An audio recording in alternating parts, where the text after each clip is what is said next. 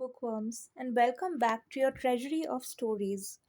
The Bookworm Society, URF TBS, brings to you another read aloud from its collection.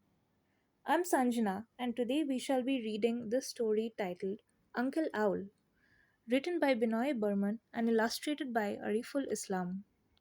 Let's begin. In a big field next to the village, the villagers gather for a meeting. Rats have become a big nuisance for the whole village, says one of the villagers. They are spoiling our wheat and stealing our crops. Another villager adds, these rats are chewing holes in our clothes and leaving garbage in our yards. What can we do? What can we do? They all murmur. Two young men push through the crowd.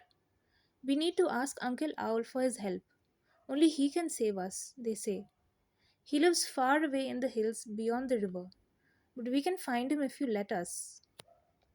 The villagers quickly talk among themselves. You must go and bring Uncle Owl to our village right away. The young men cross the big river, climb up and down many hills. Finally, they come across a villager. Do you know where Uncle Owl lives? They ask.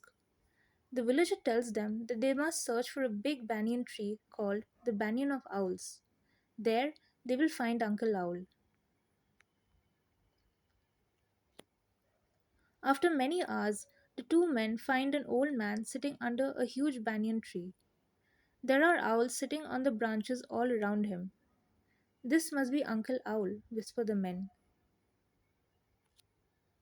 The men tell Uncle Owl how their village has been besieged by rats. Uncle Owl listens to them carefully.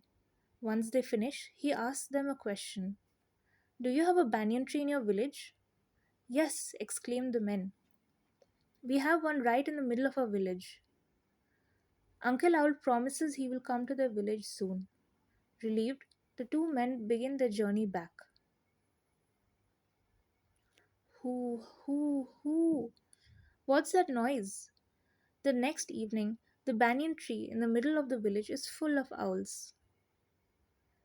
The villagers find an old man in a yellow shawl standing under the tree. The villagers gather around him as the owls hoot loudly from the branches. This must be Uncle Owl, they whisper. When did Uncle Owl come to the village? Nobody saw him coming along the village road. Uncle Owl raises his hand. The owls and people fall silent. Uncle Owl addresses the gathering. Tonight, all the rats will disappear from this village. But remember, everyone must stay inside their homes. If anyone steps out, he warns the villagers, they will be in great danger. As the night spreads itself across the sky, two young men are too curious to stay at home. They climb up the branches of a mango tree and wait for darkness to come. In the dead of night, Uncle Owl hoots loudly. Hundreds of owls fly from the banyan tree, filling the night sky with the rush of their wings. At the end of the night, the owls return to the banyan tree, each with a rat clutched between its claws. Uncle Owl's orange shawl has dropped to the ground, and Uncle Owl stands beneath the tree. His body is covered with bird's feathers.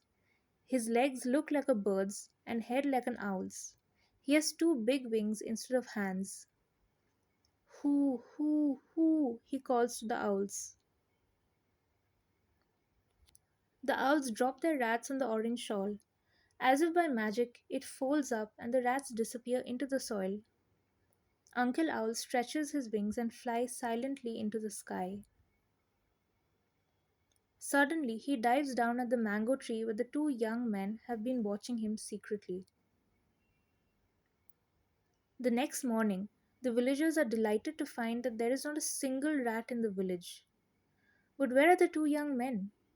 The villagers search high and low, but the two men are never to be found again.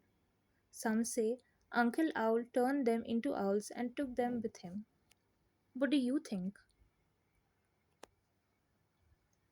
So, folks, that was it for today.